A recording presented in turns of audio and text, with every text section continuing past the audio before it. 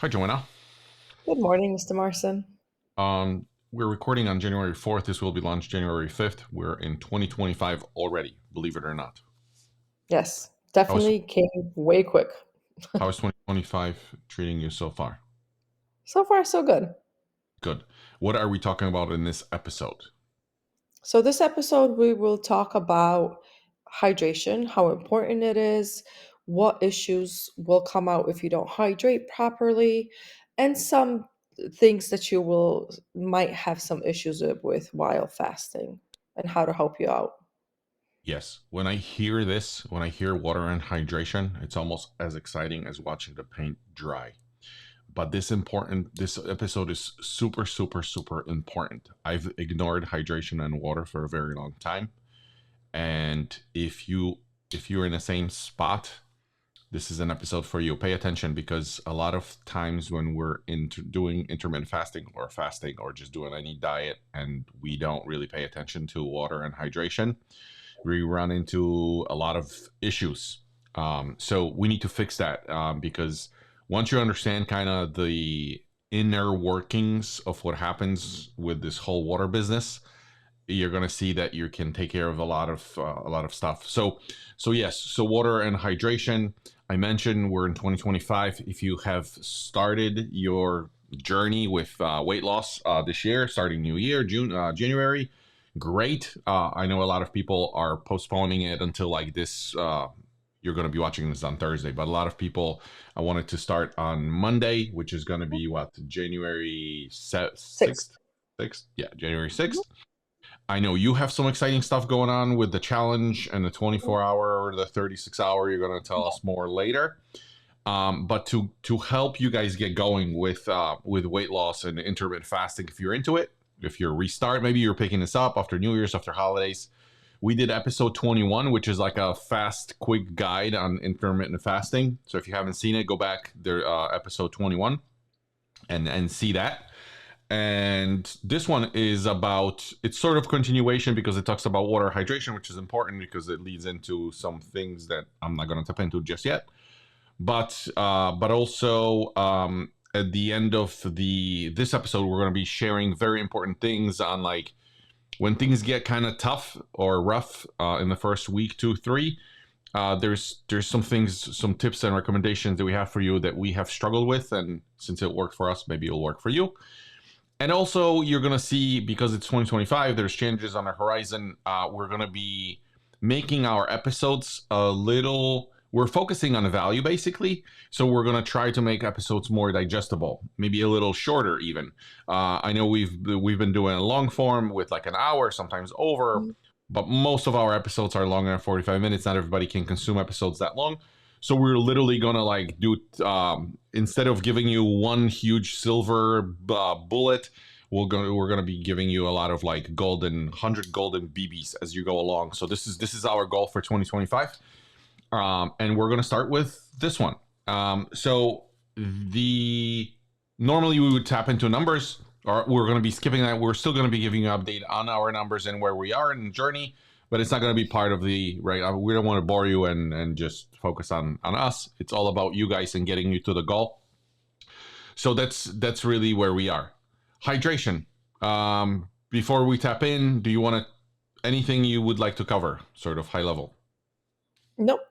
It's going to be after our challenge when we're airing this. So hopefully some of you guys got a chance to do the challenge or at least tried it. Use some tips that I shared with you guys, and then just going to wait till the next one. You Yeah, only get better at this. right. Correct. 100% agree with you. Fasting is a muscle. It gets easier and it's just more doable when you get into it. At the beginning is very messy. So if you're stumbling and like, oh, I forgot my hours, and maybe you did it just 3 days, but Yeah. 4 you didn't. Don't worry about it. Like, just try to increase it. It's kind of the same business as like setting your hours to a certain time segment, and it's like if Mhm. you skip the day, just keep on going. Make sure the next day is okay. Make sure the next week is okay. It gets easier the longer you do it. So I know the main things we wanted to cover today. like we had a list of we talk about hydration and electrolytes eventually, um, but we're also going to talk about kind of what are electrolytes, very super high level, and where to find them, and what to do when things get tough towards the end of it. And then I know at the end you're going to mention the recap the challenge after. Um, is there another challenge? We'll figure it out as we go. All right. So, main issues. Do you want to tap into that, or do you want me to cover that, or? Go ahead. You go start. Sure. So, so when people do intermittent fasting, very quickly, very often when you're going to hear people talking about low carb diets and ketogenic diets, they're going to be mentioning something called like keto flu, and it's basically a combination of like symptoms, right? So typically they talk about it, it almost feels like a flu, because they have there's some like symptoms associated with it. So like you change the way you eat, you get rid of all the sugars, guess what, your body is not going to like it. So so what happens is some people, this is a very small percentage of people, by the way. I think when I read the study, it was less than 5% of people that are doing this. But nevertheless, if you find yourself there, you're going to know what's going on. So feels like a flu. It's a combination, or could be just one thing, could be all of them combined. But it's typically headache, brain fog, mood issues like swings in your mood, and sleep issues. And all of these, believe it or not, can be fixed by this thing that we're talking about today, which is water and hydration. Super important. It's not just water, there's more to it. Do you want to talk about why is it that way?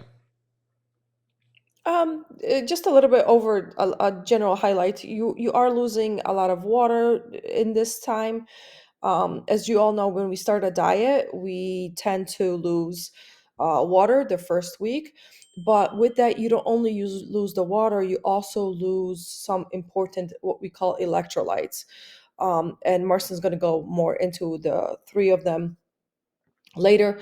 But it's a hormonal thing that your body uses to stabilize everything. Your kidneys are involved, all parts of your body. But losing the water is actually good for you because it's all the extra inflammation that you carry around. So it's a good thing to lose. But with it, you don't want to lose the electrolytes. And that's what we're going to cover today, how important this water and electrolytes are. Yeah, and the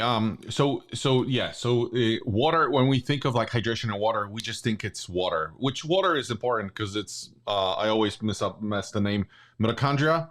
It's needed for just a cell and the way your body performs. So it is important. Joanna said electrolytes. It's basically electrolytes are minerals. So it's just three things. Think of it as vitamins, right? Like that you need to have in your body for your body to function, for your cells to function properly. So when we are dieting, it's very important to mention that when we're dieting, when we're doing intermittent fasting, the goal is to keep the glucose levels in your blood low. What that leads to is also your insulin drops because your insulin is in your blood in response to your glucose. So if you eat like a pig and your glucose spikes and your insulin spikes with it, that's really typically what happens when we're fasting. Everything goes down. So everything reverses. Glucose goes down, insulin goes down. And what goes down with your insulin levels is a hormone. I may butcher it, but I believe it's called aldosterone. And the aldosterone is linked to something in your body, to a function with sodium.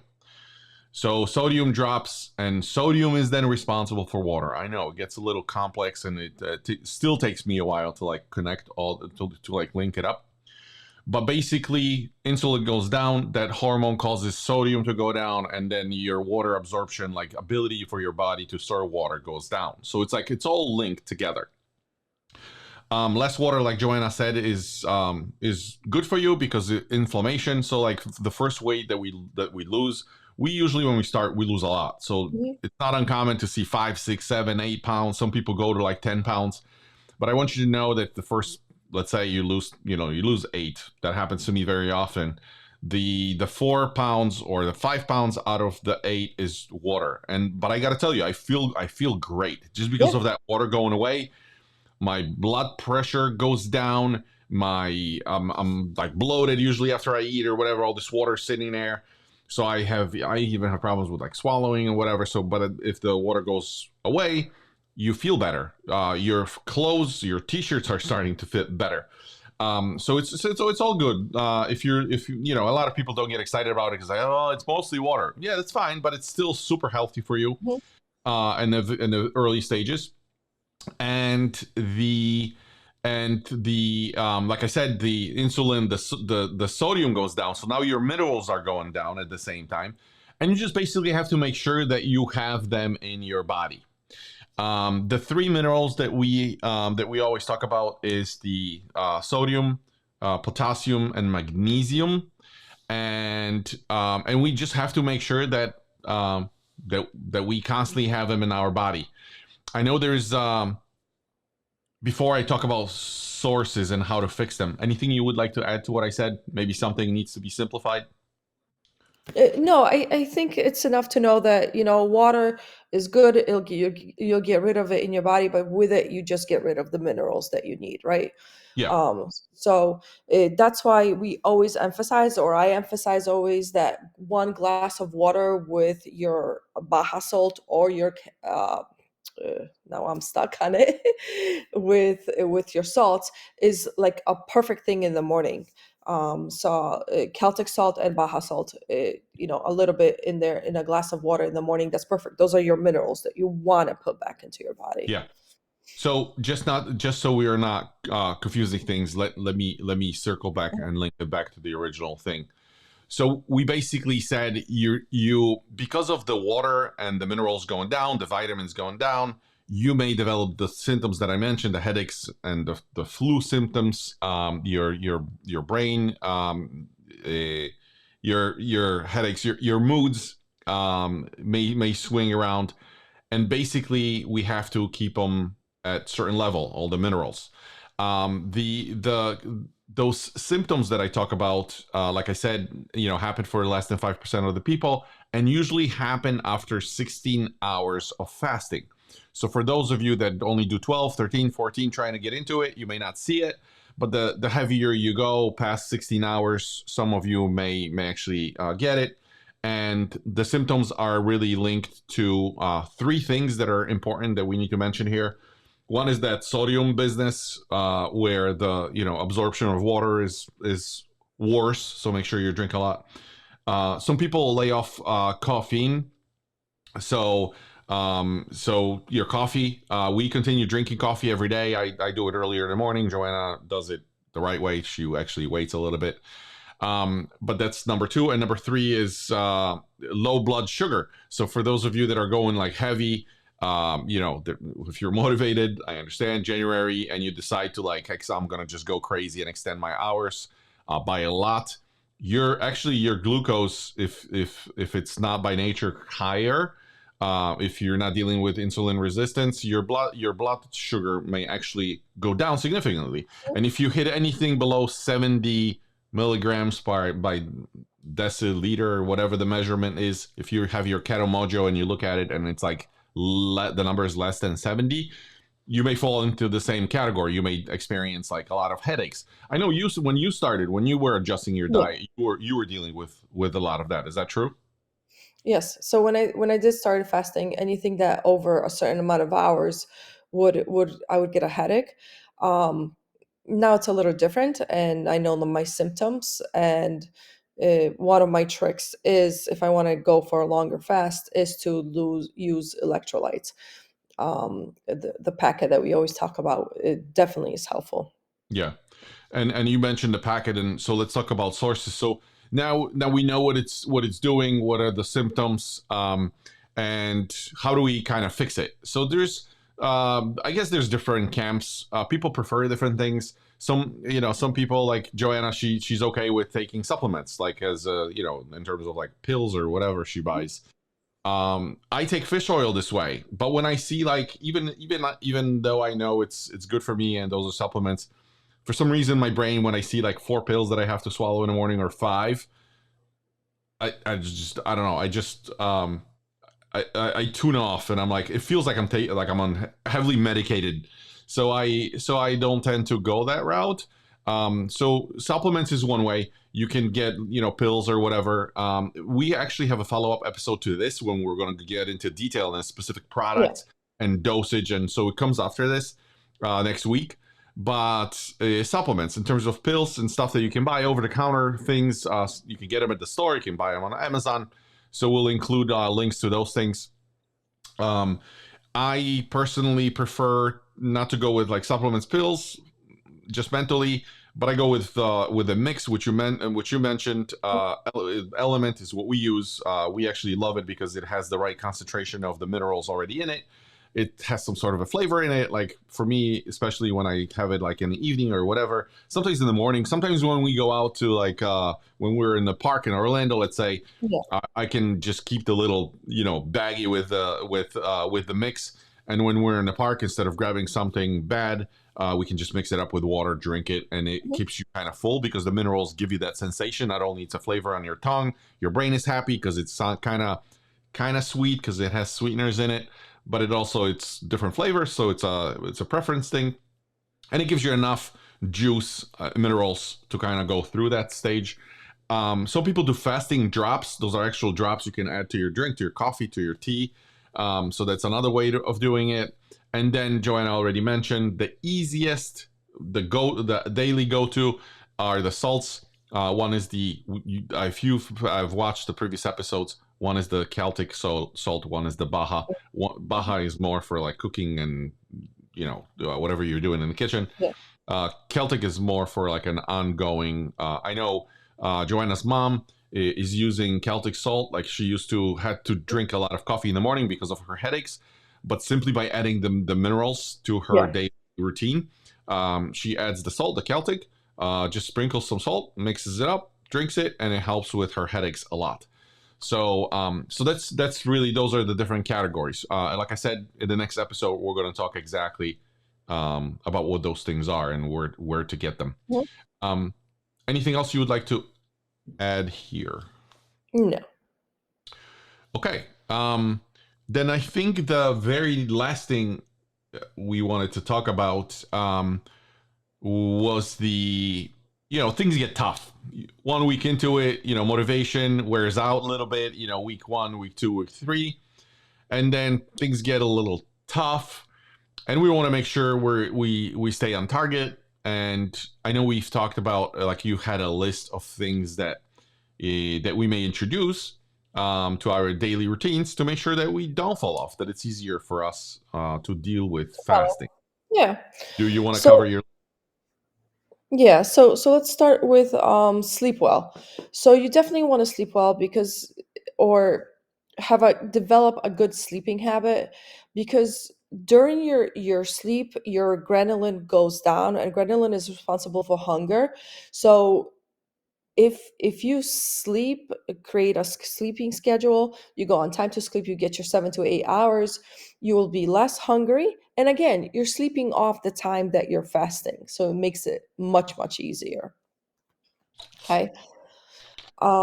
Next is manage stress. I know it's silly, like we're all stressed out, but manage it as much as possible because we keep talking about this. Your cortisol will go up with stress. That increases your flight, and right the response, where you will automatically think that you need to eat more food because something's coming to hurt you, and you got to be ready prepared to go and run away. So your hunger then goes up with stress. And usually, when we are stressed, we go for the bad things, or at least I do. Yeah. One thing that I know you're about to go on to the next thing, but like the thing with stress, just so you guys can understand, it took me a while to absorb this, but like when you take your next time when you have a argument with your wife or with your husband, take your keto mojo meter and measure your blood glucose. Mhm. What you're gonna see is that when somebody pisses you off, you can when you measure your glucose levels are up, your sugar is up, and it's this fight or flight response was with what Joanna is talking about, where it's basically your body gets into this thing of like I gotta run away, and it basically fuels you temporarily to be Yeah. able to run or fight or whatever, and that's what stress is causing to you. So it may sound silly, but it's like when you are stressed out all the time, your glucose, you may actually see that your glucose is up. Um, so when she's saying, and then when your glucose needs that fuel, it basically causes you to think that you need now more fuel, which is Mhm. get more food. So the more you can control stress levels, the better you're going to be. And stress levels may mean a lot of things. We talk about meditation a lot, but like even at work, even people that you expose yourself to, if there's somebody that pisses you off all the time, limit the exposure. Like it's that simple, right? So if you can, of course. So that's the thing. Sometimes it may be even something silly as like let's say you get with your family on a weekly basis, extended family, and you guys have dinners and you try to control yourself. Yes, you're going to limit the calories you take in, but being exposed and just mentally battling with this, like being pissed off just by sitting there at the table and like preventing yourself from not eating, can also be more stress. So just things that Yeah. to think about, because like that's we know it because we've been there. We struggle with it, by the way, all the time. So we try to, like, when we think of limiting stress, it sounds like this big thing, like, well, I'm stressed all the time. Yes, we agree, we get it, it's life. But like the less stress in your life, the better for your diet. All right, next thing. If you sleep well, you'll also will stress less, believe it or not. So True. sleep is very important. So it's all interconnected. Yeah. Next thing is stay busy. As you all may know, it's easier to tackle hunger if you are busy. So if you're doing a longer fast, for instance, like when I do, I like to be busy. I like to be doing something. Um, this time around, when we're going to be doing the 24-hour challenge, I'll actually be traveling, which is harder for me, believe it or not, because when you're at the airports, everybody's eating, drinking, and so forth. So I already know I got to prepare for it mentally, as well as make sure I have my electrolytes to give me the extra boost, and not give into what everybody else is doing and eating. So yes, definitely stay busy. I love doing longer fasts when I got to clean a lot, when I have a busy day at work, or when I got to run around with the kids. It's a perfect day for me to do my longer. Okay. Is that it for staying busy? Yeah.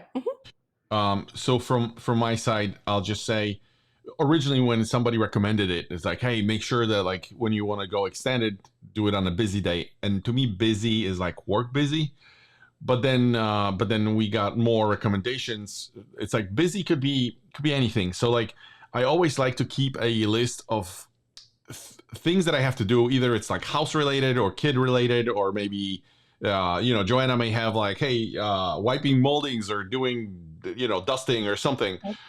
So we have those like random things just sitting there, and it's like sometimes when on a worst day, sometimes it's easy to just maintain your eating.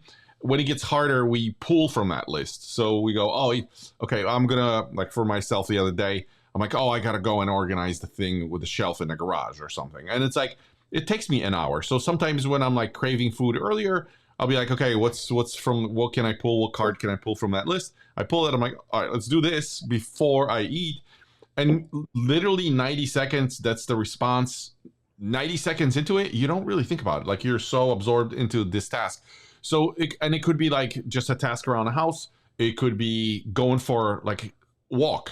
Not only walking is good for you, but it also keeps you busy because now you're not focusing on food. It's really not thinking about food. That's the goal. It could be reading, it could be watching something, it could be spending time with your kids, it could be a house chore. anything. So like if you can introduce that, staying busy, it could be things at work. So always for extended fasts, stay busy. All right, back to you.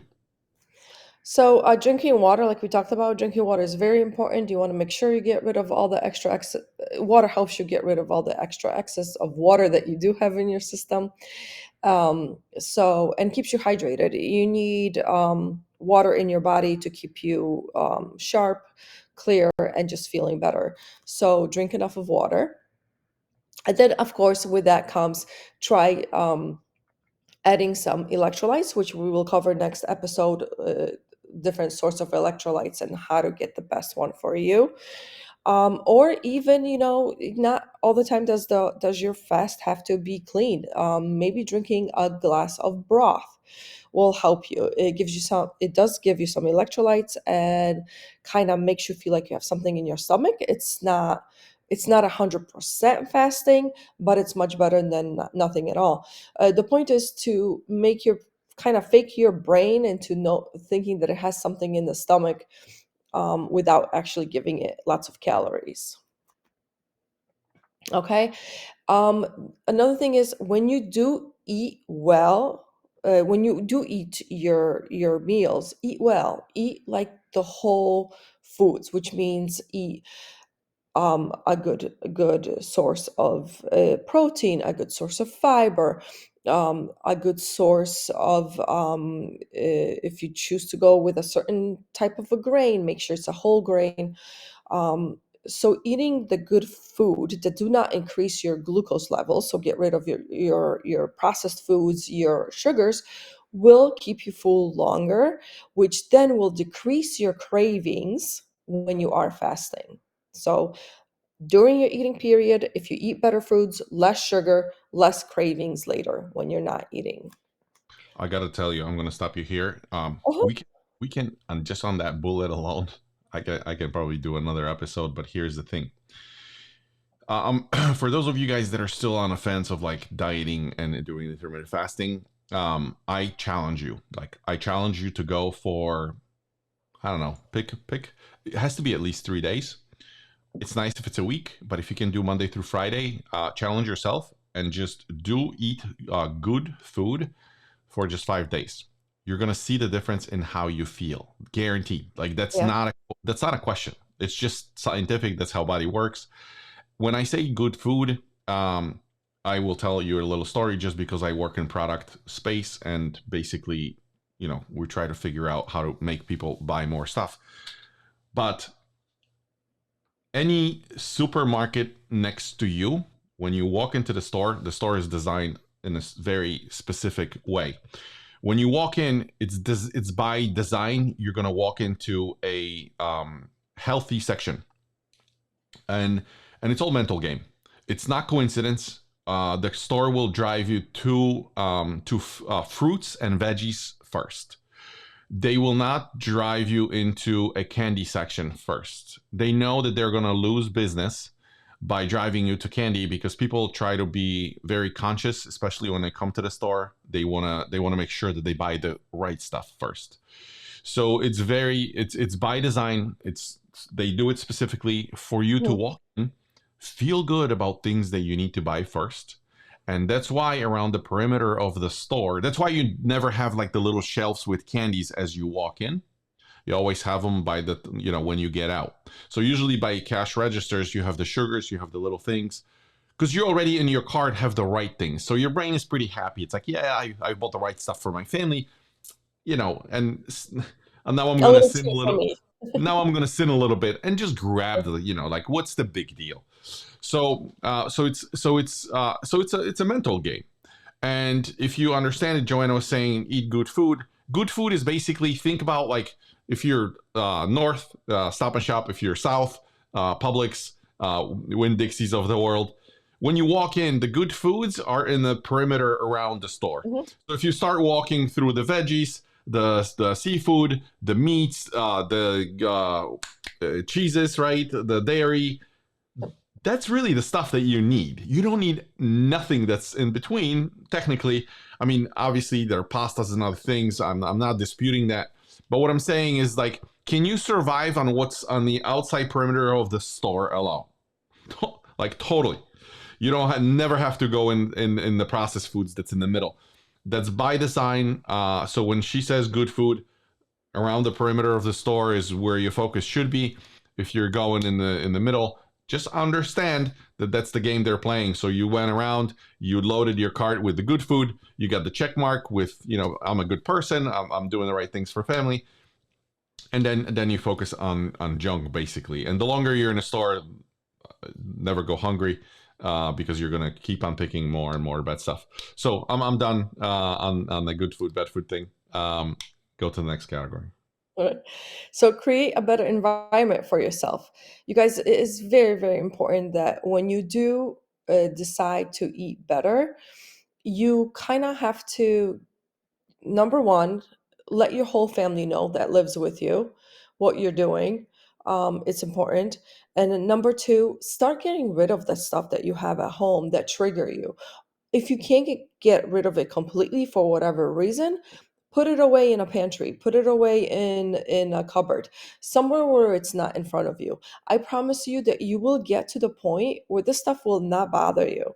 um, since we've been eating a little bit less whole food lately, this upcoming week, and we got to start putting this stuff away. So I'm going to talk to the girls. You bring in cookies, or you want cookies, that's fine. Eat your cookie, but put it away.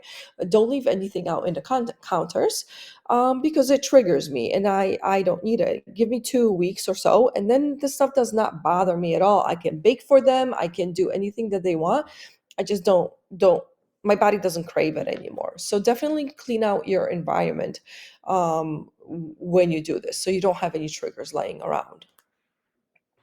And guess what? If kids don't have anything shitty to eat for a week, it's okay. Like they're gonna be better. Remember, a lot of stuff, a lot of things when we do. Hopefully, my mom is not watching this, but like she would translate her running, like when I was little, even now when she's taking care of like her grandkids and stuff. She loves feeding them because to her it's the she associates this taking care of with like love and just taking care of like the little ones. I totally get it, but sometimes it's more about us and us feeling better than actually doing good for the kid. So with us, the same thing. We catch ourselves there all the time when when we go out, when they ask for like, hey, can we have soda? Can we have this? When they have snacks in the closet, why do they have snacks in the closet? We preach all this stuff about good food because it's about us. Like we want to feel like we're good parents, right? Is it good for the kid? No. So like if you cut them off, if you tell them like less, or if you don't buy something for like a week or two, Yeah. guess what? They will only benefit, right? So don't feel bad about it. Don't feel bad about hiding or telling them not to do it. It's fine and it's good for them too. And Yeah. most of you guys that are watching already know that anyway. Yeah. So another thing that Martin mentioned is take walks. Walks are a great way for you guys to get physical activity. It helps you reset your brain, and also that 15-minute walk, 10-minute walk will stop your hunger when you do feel that the urge to eat and hungry. So definitely take walks for your benefit of mentally, physically, and to get rid of hunger. Um, Yeah, you've covered the benefits. Sorry, and the walks you always talk about like glucose going down. So like walking after eating, right? You want to? correct. Um, I recommend walking after you eat, so the glucose, the sugars, will go into building your muscles instead of being stored away. But if you can also do it to get rid of your hunger. So in the beginning, here for 2-3 weeks, walk when you know you got an hour to end your fasting time and you're really hungry. Go for a walk, 10 minute. It will definitely help you, and you can wait for that time to pass. And if you walk after you eat your most sugary or most carb meal, it's even better too, because the extra sugars will not be stored as fat. It'll actually go into supplementing your muscles. So yeah, so that's it. The next one is diet soda and sugar-free gum. That really helps some people in the beginning when they're starting to do this. um, I never liked diet soda. I choose not to, but some people getting rid of soda when if you've been drinking it all your life, it's really hard. So switching to a diet soda, it will give you that sensation of having something sweet, and something different, but without breaking your fast. For some of us, again, always test to make sure it doesn't break your fast. Or sugar-free gum. I choose sugar-free gum, um, because it also helps me out with that feeling as well. Next is eat something. We have talked already a couple times, and I have posted in our group some fasting snacks. These are snacks that are very small calories that will help you move on with your fast, but without actually spiking your sugar so high that you completely break your fast. So some of the fasting snacks that I talk about is the broth, half an avocado, putting some butter into your coffee, or even nut butter, a tablespoon of nut butter. These are all good fats that will not completely break your fast. Basically, not raise your sugar very high. Um, so that's about it. Those are like 10 things that we may find issues with, but may help you out with your fasting, especially in the first couple weeks. Sorry, switch the screen. I cut you off. But the thing is, what I wanted to say is the list, that list, that they should everybody should definitely listen to you. Mhm. But for some of you that are like me, um, I think we should kind of set like two rules in place. One is the healthy snacks are definitely way to go. I'm not denying that. That's the way to do it. But if you rule number one, uh, what I use and what works for me after losing the first 75 pounds is this: at least 14 hours, right? So because we know we start to tap into those extra fat resources after 12. So Mhm. like 13, 14 hours, 16 ideally would be, but like if you can't find yourself at 16, like try to get to 14 first. And if you're hungrier, let's call it that, snacks definitely the number one thing. But if you can't do with snacks, like I don't want you to freak out. A lot of people when they go into fasting and they change their diet, they have this fantasy of what it should look like, or what it should feel Yeah. like. I want you to understand that reality will be different. So sometimes you're going to find yourself being late, being pissed, being whatever, being super hungry, being, so there's those other things. And I always go like, if I'm like really, really pissed and I'm really, really hungry, um, I just make, even if I don't go for a snack, maybe there's no healthy snack in sight. I'm like, okay, I'm going to go for a smaller meal, but I'm gonna eat the right foods. So I may even like leftovers in the fridge. There's some meat, chicken. Usually Joanna does, whatever. So there's something off of the grill or something. I just grab that and I just make sure, like, okay, well, maybe the day is not as ideal as I imagined it would be. It's Wednesday, Thursday, or Friday. Like I would just have the little meal. I'm still within my hours. The plate is still decent. Like I don't have any crap on there, and like even that will get you through like the bed thing. Mhm. Don't grab any bad snacks. Don't like, because a lot of times we're like, okay, I'll just be bad today and like go back. Don't like, try to minimize the damage as much as possible. So like go through all those steps. Like, is it am I within my hours? Yes, great.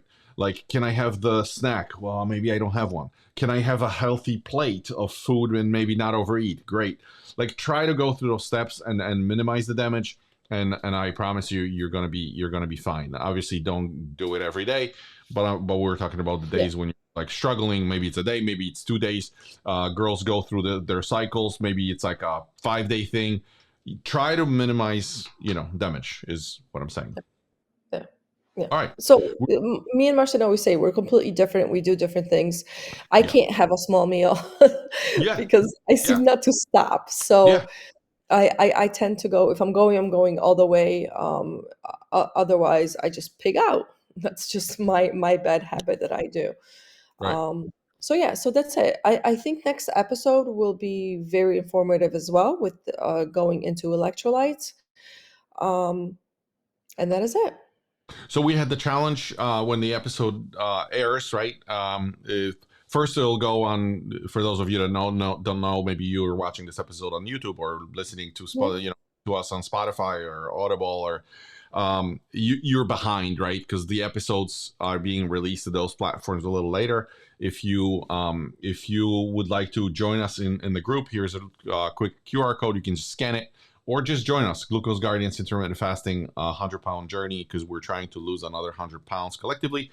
So you can join us in the group. The information, ability to reach out to us at comments or just whatever, get into a conversation with us, it's all inside the group. We are doing challenges from time to time just to get you going. You are going to see, if you haven't seen it already, we have a special thing coming up for Joanna. She's going to be looking for a couple of people to work with directly. So for those of you that are interested, just keep an eye on the group feed, because that's where we're going to be selecting from first. And that's really it. Next episode is really the deep dive into what we've kind of covered today. So if you're interested in like specific products and electrolytes and dose, the dosage of electrolytes and like where to get them, that's really what you're gonna see in the next episode. So that's it for today. Anything from That's you? it. Nope, that's it. Take care, All my right. friends. All Fast right, guys. on. Have a good one. Bye, everybody. Bye. Bye.